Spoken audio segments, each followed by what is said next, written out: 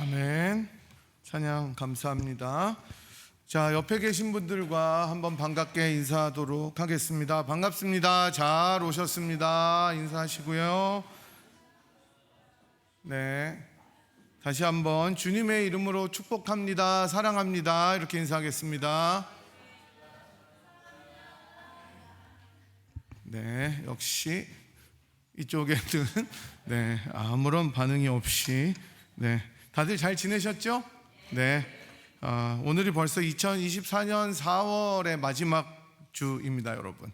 한 해를 보내고 새로 시작하려고 했었던 우리 송구영신 예배, 신년 예배가 진짜 엊그제 같은데 벌써 4달이 지나고 다음 주면 5월에 첫째 주를 맞이하게 됩니다. 진짜 시간은 너무 어떻게 지나가는지 너무 바쁘게 빨리 지나가는 것 같습니다. 오고 가는 시간 가운데 우리가 세월을 아끼고 하나님을 더 깊이 알아가는 시간들을 가졌으면 좋겠습니다. 여러분들께서 기도해 주셔서 저는 지난주에 저희 막내 딸 졸업식에 무사히 잘 다녀왔고 무사히 잘 졸업했습니다. 무사히 잘 졸업했고 오늘은 이제 우리 주재용 목사님, 정윤희 사모님 그리고 박상호 장로님 네 분의 조카인 또 한 명 있거든요. 저희 딸 친구예요. 또 그래서 같은 대학인데 졸업식이 다 다르더라고요. 단과대학별로 하고 오늘이 제일 큰 졸업식인데 거기 이제 참석하시느라고 출타하셨습니다. 그래서 되게 크게 잘 하더라고요, 학교가. 그리고 피츠버그로 출타하셨고 화인건 집사님 부부는 아드님 내외가 지금 인도에서 이제 다 일정 임기를 마치고 이제 돌아오셨어요. 그래서 풀 하우스를 이루시기 위해서 따님이 있는 워싱턴 DC로 가족들 모임 때문에 다 내려가셨습니다. 그래서 이쪽이 비었잖아요. 이쪽에 주로 앉으시는데 이쪽이 비었는데 계속 기도해 주시고 봄을 맞아서 출타하시는 분들 위해서 기도해 주시기 바랍니다.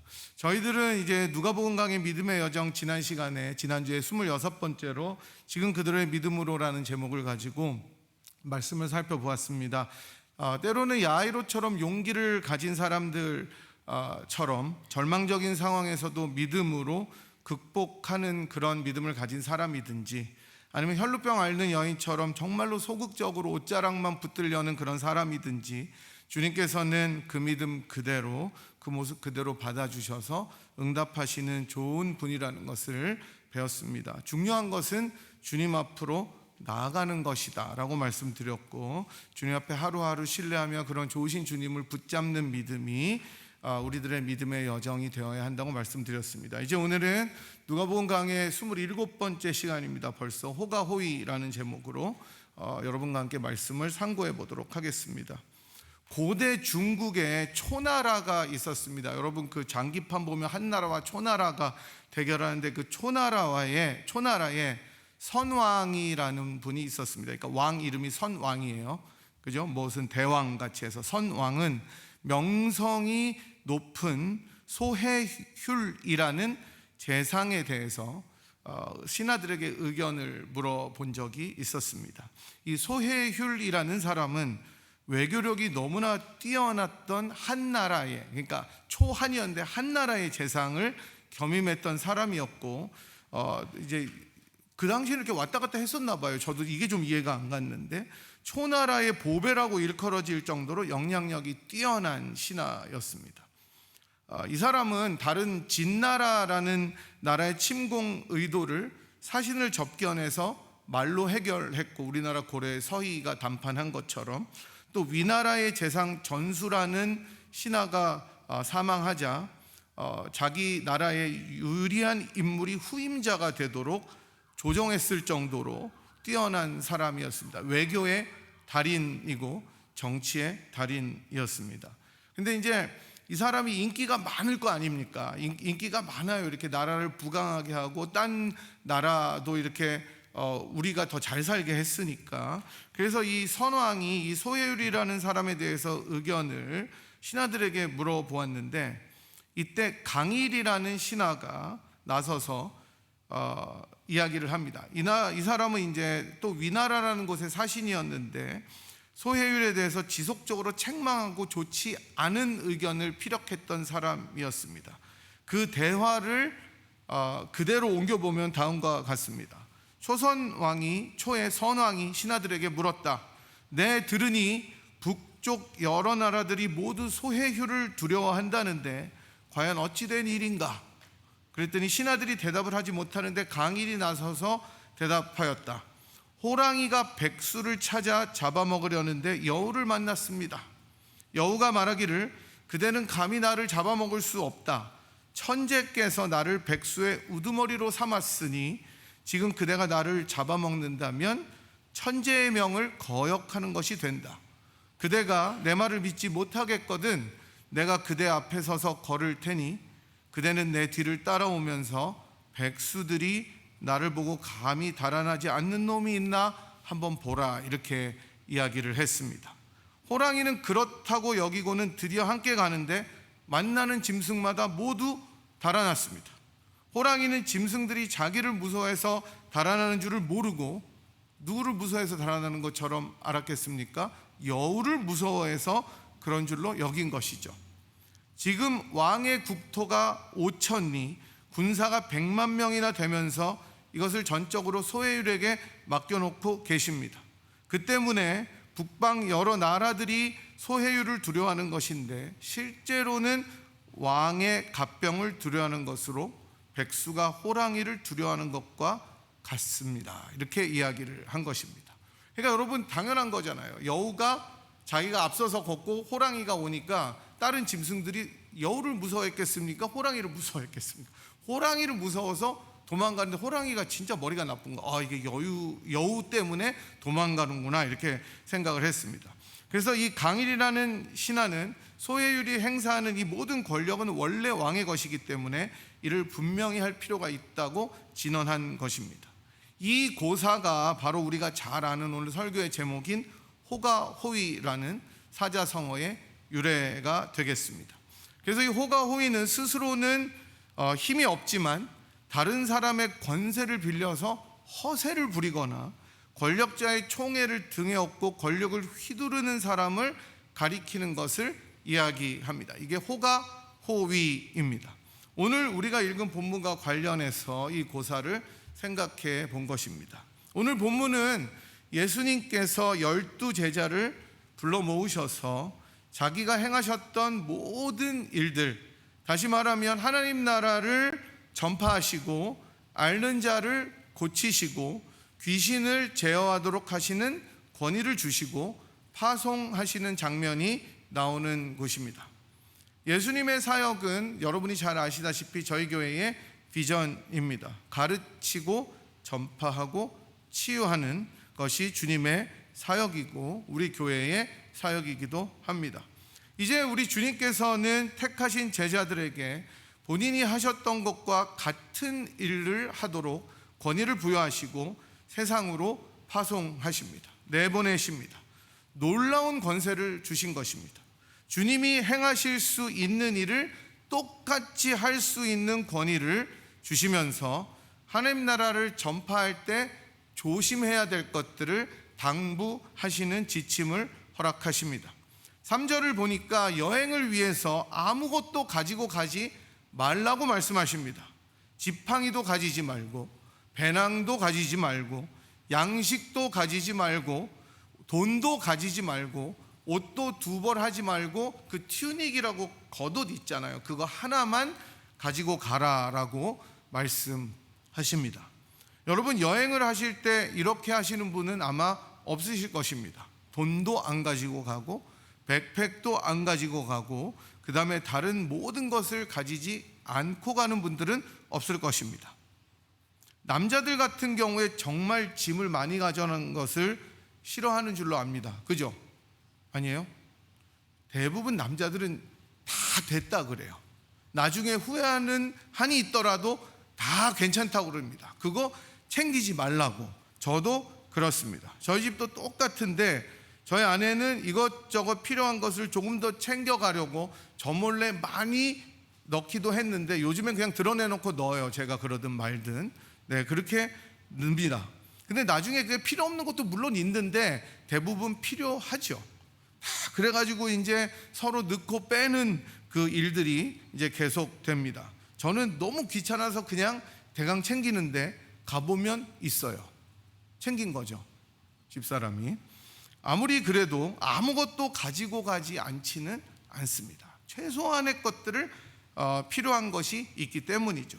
하지만 오늘 우리 주님께서는 제자들에게 아무것도 가지지 말라라고 말씀하셨습니다. 지팡이도 가지지 말고 배낭도, 양식도, 돈도, 옷도 딱 한 벌만 챙기라고 말씀하십니다. 왜 그러십니까?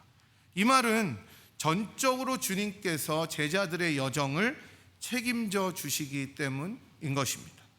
당시에는 환대의 문화가 굉장히 전체적인 그 사회를 지배하고 있었습니다. 어느 집에 가서 말씀을 전하는데 그 집에서 만약에 자기를 영접하고 복음을 받아들이면 그 집의 호스트가 그 손님의 모든 것을 책임져 주는 환대의 문화가 있었기 때문이었습니다. 그래서 예수님 당시뿐만 아니라 여러분들이 나중에 서신서에 보면, 특별히 요한 3서 같은데 여러분들이 저랑 그때 몇 년 전인데 여러분들은 기억 못 하실 수도 있지만 저는 분명히 전했습니다. 저는 분명히 말씀드렸는데 환대 문화가 있어서 그 집에 들어가면은 모든 것을 다 책임져 주는 거예요. 그래서 순회 설교자나 순회 전도자들이 어느 집에 머물면 이제 그게 가정교회니까 거기서 모든 것을 다 책임져 줬습니다. 먹을 것, 입을 것, 숙소, 여비까지 다 챙겨줘서 그 성에 머무는 동안은 걱정 없도록 해주는 것이 환대의 문화였습니다. 그래서 다른 곳으로 옮기면 또 거기서 그렇게 했던 것이죠. 그러니까 우리 주님께서는 예비한 영혼이 있으니 너희들이 가서 염려하지 말고 전하라고 말씀하시는 것입니다. 정말 다 주렁주렁 가지지 말고 영접하면, 하나님 나라의 복음을 받아들이면 그 집에 머물고 그 집에서는 필요한 것들을 제공해 준다는 것입니다. 음식도 잠자리도 여비까지도 필요한 모든 것을 제공해 주니 하나님께 맡기라는 것입니다. 이 말씀을 보면서 복음을 위해 살아가는 사람들의 자세를 엿볼 수 있죠. 또한 복음을 받아들이는 사람들의 자세 역시 볼 수가 있습니다. 복음을 전하면서 살아가는 사람들, 저뿐만 아니라 여러분 모두가 될 것입니다. 그 사람들의 가장 우선순위는 다른 것들을 생각하지 말고 오직 주님의 일을 행하는 것이 중요하다는 것입니다. 순종하며 주님의 일을 감당하는 것이 무엇보다 우선순위인 것입니다. 물론 여행을 떠나면서 이것저것 챙겨야 될 것이 생각날 수 있습니다. 하지만 우리 주님의 말씀대로 복음을 위해 살고 헌신하며 전하는 사람들은 전적으로 주님께 모든 것을 맡겨야 한다는 점입니다. 이것은 단지 개인이나 어떤 제자들의 그룹처럼 그룹이나 그들에게만 해당되는 것이 아니라 교회 전체에게도 해당되는 말씀입니다. 하나님께서, 예수님께서 지상명령으로 교회에게 복음을 전하라는 말씀을 주셨기 때문입니다. 교회가 예수님의 본을 따라 하나님 나라의 사역을 해나갈 때 여러 가지 고려해야 될 것들이 있습니다. 재정도 필요하고 양식도 중요하고 다른 모든 것들도 계산해야 합니다. 물론 지혜롭게 해야 합니다. 하지만 이 모든 것을 생각하기 전에 교회가 가장 앞서서 기억하고 마음에 담아두면서 순종해야 하는 것은 바로 교회의 모든 사역이 주님의 사역과 일치한다면 아무것도 염려하지 말고 순종해야 한다는 것입니다. 순종으로 감당하라는 것입니다. 나머지는 누가 책임집니까? 우리 주님께서 책임지십니다. 이것이 믿음입니다. 분명히 제자들 가운데 염려하는 사람들이 있었겠습니까? 없었겠습니까? 100% 다 그냥 아무것도 염려하지 말고 바로 가겠습니다 이러지 않았을 거예요. 의심 많은 도마가 그랬을 수도 있고 갈대처럼 흔들리던 베드로가 그랬을 수도 있었을 것입니다. 그러면서 얼마나 불안했겠어. 내가 갔다가 쫄쫄 굶으면 어떡하나. 돈이 없는데 가다가 이게 다 떨어지면 여비가 다 떨어지고 없으면 어떡하나. 그러나 주님께 맡기라는 거예요. 왜냐하면 주님께서 책임져 주시기 때문이라는 것입니다. 많은 사람들이 많은 교회들이 먼저 머리를 굴려 계산을 합니다. 걱정을 하고 안심을 하기도 합니다. 여러분, 저도 그래요. 집에서 지갑이 두둑하면 왠지 미소가 지어지고, 그 다음에 자신감도 생기고, 그 다음에 이렇게 턱도 조금 올라갑니다. 뭐 없는 돈에. 근데 돈이 없으면 그렇게 찌질하게 자기가 느껴지는 경우가 훨씬 더 많아요. 여러분, 그렇지 않아요? 진짜 옛날에 돈이 있을 때는 괜찮았는데 돈이 조금만 없으면 굉장히 자기가 비참한 것 같은 이 불길한 느낌들, 그렇잖아요. 교회도 마찬가지입니다. 물론 그럴 수 있습니다. 아무 계획과 계산이나 재정 없이 주님의 일을 함부로 하다가 낭패를 겪으면 안 됩니다. 하지만 그 마음속에 반드시 지금 말씀드린 것처럼 주님께서 책임지신다는 이 확신이 있어야 됩니다. 저는 그래서 이 교회를 섬기면서 우리 정장로님이 항상 그 말씀하세요. 괜찮아요. 그게 그냥 저를 안심시키려는 말씀이 아닌 걸 알아요. 괜찮아요, 목사님. 다 됩니다. 그게 믿음이죠. 저는 그래서 처음에는 반신반의 물론 하지는 않았지만 저렇게 자신 있으신가 했는데 진짜 그대로 믿음대로 다 되는 겁니다. 그런 역사가 우리들 마음속에 있어야 될 줄로 믿습니다. 왜냐하면 주님께서는 능치 못한 일이 없으시고 모든 것을 하실 수 있는 권능의 주님이시기 때문이에요. 지금 우리 교회가 가지고 있는 비전처럼 가르치는 공동체, 전파하는 공동체, 취하는 공동체의 비전이 저는 주님의 것과 똑같다고 믿습니다. 우리가 이 일들을 행하며 나아갈 때 믿음으로 먼저 주님께 맡기는 일이 있어야 됩니다.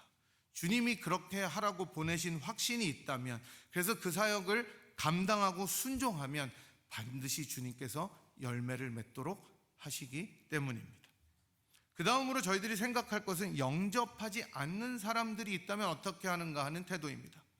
영접하지 않는다면 주님께서 너희들이 그 집에서 나오면서 바로 나와서 발에서 먼지를 떨어버리라고 말씀하십니다. 원래 발에 먼지를 떨어버리는 이 행동은 유대인들이 하는 행동이었습니다. 유대인들이 이방인들의 도시를 방문하다가 집으로 돌아갈 때 부정한 것을 떨어버리는 행위였습니다. 참 재수없죠. 지들은 얼마나 깨끗하길래 남의 땅을 밟고 먼지를 털어버리는 것입니다. 이처럼 복음을 받아들이지 않는 사람들에게 대한 태도는 그냥 떠나라는 것입니다. 다시 말하면 복음을 전하는 자들은, 교회는 그 결과마저도 하나님께 맡기라는 것입니다. 영혼을 얻고 영혼을 잃는 것은 누구 손에 달려있는 겁니까? 우리 손에 달려있는 것이 아니라 하나님 손에 달려있기 때문입니다. 하나님께서 보내시면 되는 것, 보내시면 얻게 하시면 오는 것이고, 그렇지 않으면 잃는 것입니다. 따라서 우리가 복음 전도의 결과를, 복음 사역의 열매를 통제하는 것이 아니라 모든 것이 주님의 손에 달려있다는 것을 본문은 알려줍니다.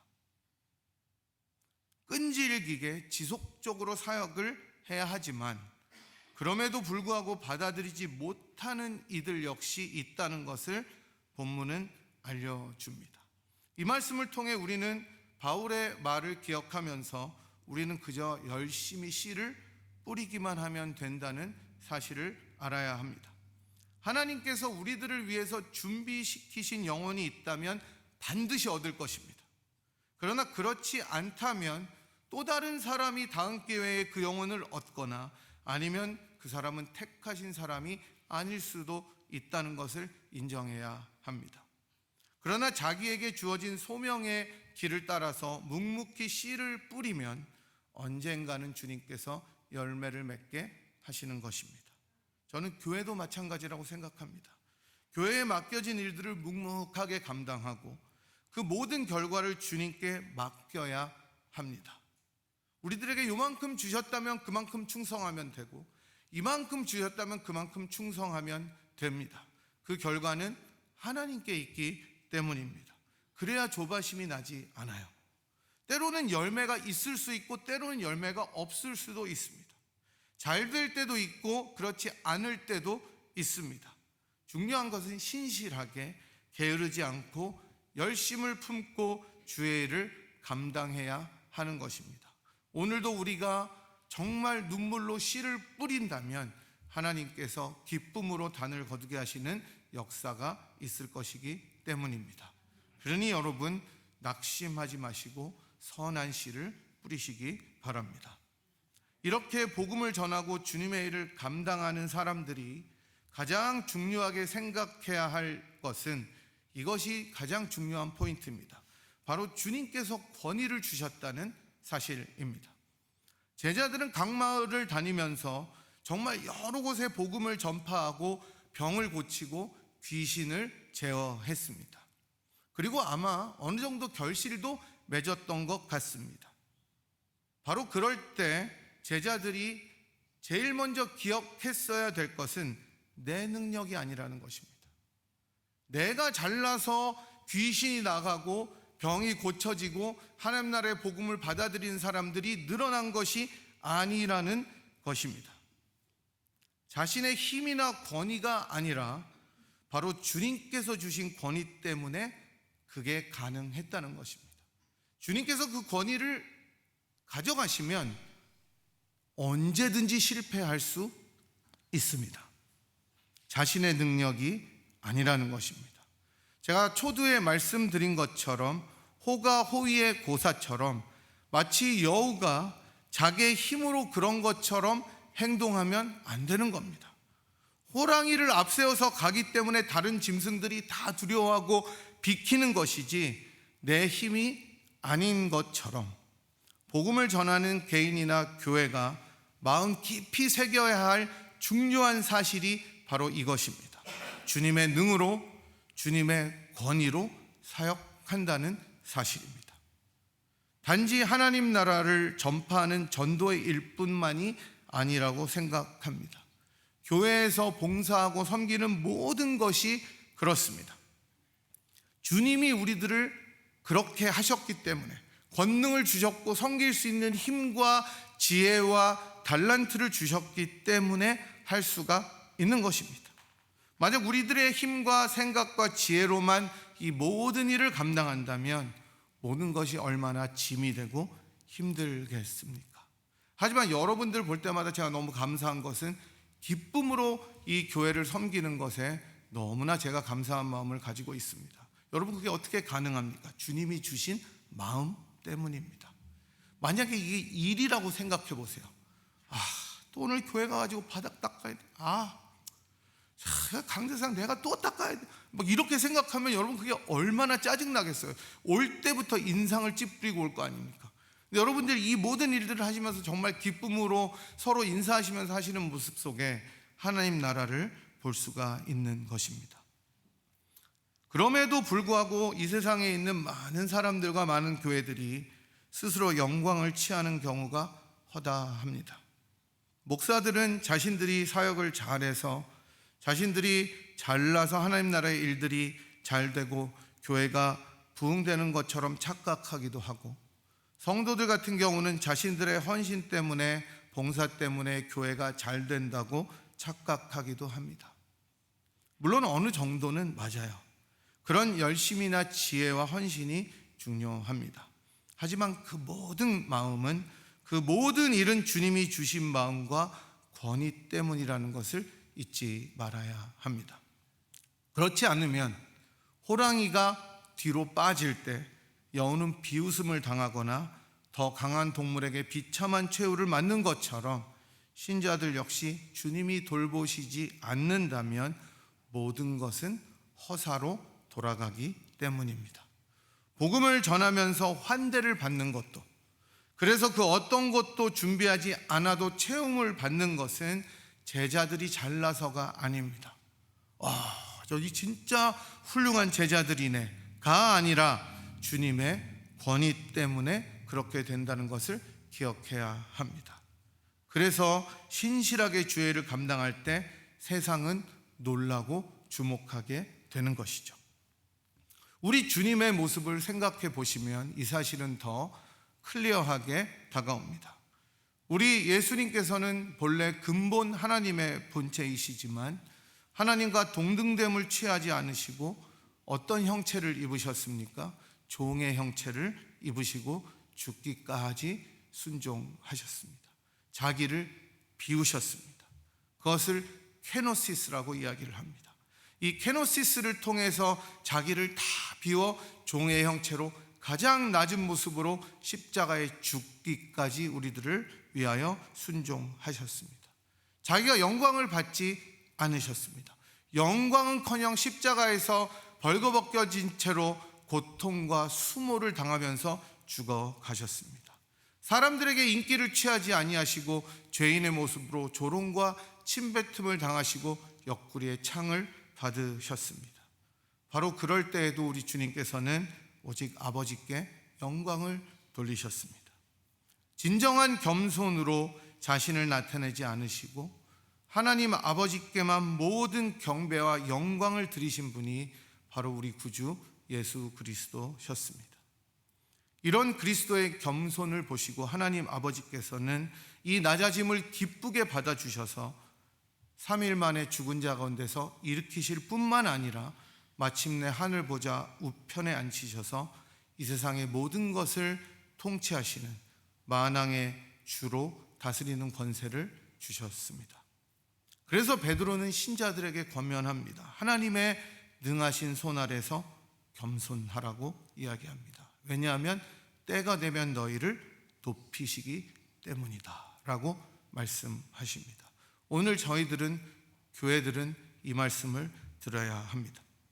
우린 오직 주님의 권능과 권위를 입을 때만이 능력 있다는 것을 알아야 합니다. 그래서 열심히 기도하고 성령의 충만함을 구해야 합니다. 자신이 높아져서 은근히 자기를 드러내지 말고 오직 주께 영광 돌리는 솔리데오 글로리아를 깊이 새기면서 주님께서 주시는 사명을 감당해야 하는 것이 제자들의 몫이라고 본문은 말씀합니다. 이제 이 장면이 끝나고 누가는 이어서 헤롯의 반응을 보여주는데, 헤롯의 반응을 보면 이 사실이 더 깊이 드러납니다.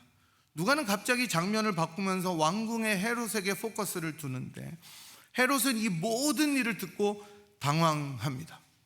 이 모든 일은 아마 좁게는 제자들이 전해서 이 모든 하나님 나라의 일들이 일어난 것을 이야기하고, 좀 더 크게 본다면 예수님을 포함해서 제자들의 사역까지도 아우른다고 할 수가 있겠습니다. 근데 이 헤롯이 당황하는 이유는 자기가 분명히 죽였었던 것 같은데 요한이 살아난 것 같다는 두려움이었고, 어떤 사람은 아니라고 엘리야가 나타났다고 이야기하고, 또 어떤 사람은 옛날 선지자 중에 하나, 모세겠죠, 다시 살아났다는 소문을 들었기 때문이다라고 이야기합니다. 이 장면을 보면서 정말 작은 수에 보냄받은 제자들, 12명일 거 아닙니까? 12명의 제자들이 주님의 권위를 입고 순종했을 때 얼마나 세상이 떠들썩했는지를 보게 됩니다. 숫자가 문제가 아닌 거예요. 여러분, 12명이 세상을 변화시킵니다. 헌신된 주님의 제자들 12명이 세상을 바꿔서 오늘까지 이러한 사람들의 열매들이 나타나고 있는 것입니다. 여러분, 능력이 문제가 아니고 숫자가 문제가 아닙니다. 순종과 맡김과 신실함이 문제인 것입니다. 헤롯이라는 왕조차 두려워할 정도로 영향을 끼치게 되는 것입니다. 그래서 헤롯은 물어봅니다. 도대체 이 사람이 누구냐? 라면서 예수님을 보기 원합니다. 신자들이 제자들처럼 주님의 사역에 신실하게 순종하고 예수님의 권위를 자기의 권위보다 더 크게 잊고 나아가면 세상은 물어봅니다. 예수가 누구냐? 예수가 누구냐? 예수를 보기를 원합니다. 바로 그때 우리가 대답해야 될 것은 오늘 들었던 찬양처럼 나를 사랑하신 분, 그분이 예수요 라고 말할 수 있는 것입니다. 자신이 영광 받지 않고 오직 주님을 나타내며 나아가는 자들이, 그러한 교회들이 주님께서 원하시는 삶과 개인과 교회일 것입니다. 우리 모두가 이 사실을 기억했으면 좋겠습니다. 신실하게 주님의 권위를 힘입고 정말로 열심히 작지만 씨를 뿌릴 때 하나님께서 때가 이르면 거두신다는 확신으로 주님 앞에 나아가십시다. 바로 그럴 때 여러분의 삶과 이 분이엘 교회의 모든 일들이 하나님 앞에 영광 돌리며 큰 열매로 나타나게 될 것을 확신합니다. 우리 모두가 이 사실을 기억하시면서 성실하게 믿음의 여정을 걸어가시는 저와 여러분이 되기를 간절히 소망합니다. 시간에 한번 주님께서 주신 말씀 또 부르신 찬양 생각하면서 주님 앞에 하도록 하겠습니다. 주님, 저희가 주님의 권위를 힘입어 주님의 사역을 감당할 수 있는 인생과 교회가 되게 하여 주시옵소서. 우리가 우리 자신을 내세우는 인생이 아니라 성령의 충만함으로 주님의 힘을 입고 사역을 감당하게 도와주시고 묵묵히 씨를 뿌리는 인생이 되어서 주님께서 거두실 때 칭찬받는 종과 교회가 되게 하여 주시옵시고, 우리 분이엘 교회를 축복하여 주셔서 주님의 사역을 주님의 권위대로 주님의 능력대로 나타내는 교회 되게 인도하여 주셔서 많은 영혼들이 이 교회를 찾도록 주님 축복하여 주시옵소서. 우리가 이 시간에 주님 크게 한번 부르고 합심으로 주님 앞에 기도하도록 하겠습니다. 하나님 아버지, 감사합니다. 오늘은 저희들이 주님께서 12제자를 파송시킨 사건을 통하여 주님의 권위를 입고 사역하는 것의 중요성을 살펴보았습니다. 근본 하나님이시지만 종의 형체를 입고 끝까지 겸손하게 순종하신 예수 그리스도의 본을 따라 오직 하나님께만 영광을 돌리고 성령의 충만함과 권위를 입어 주님의 사역을 묵묵히 감당하는 저희들이 될 수 있도록 인도하여 주시기를 원합니다. 정말로 부른 찬송처럼 저희가 멀리 나가서 전하지는 못해도 기도에 힘쓰며 저희 주변을 주님의 복음으로 전하며 물들이는 인생이 될 수 있도록 인도하여 주시옵소서. 또한 이 교회에 주님께서 뜻하신 사명이 있어서 이 교회를 세우시고 지속시키는 줄 믿사오니 하나님, 많은 영혼들을 이 교회로 불러 주시옵시고 상처받고 또 낭망하고 넘어진 영혼들이 이 교회를 찾아 하나님의 복음을 듣고 일어서는 역사가 분이엘 교회를 통하여 일어날 수 있도록 주님께서 이 교회의 모든 것을 축복하여 주시기를 기도합니다. 주님께서 저희들의 인생을 새롭게 하여 주시옵시고 저희들이 주님을 따라 한 걸음 한 걸음 걸어가는 신실한 주의 제자가 될 수 있도록 저희들과 저희들의 가정과 교회를 인도하여 주시옵소서.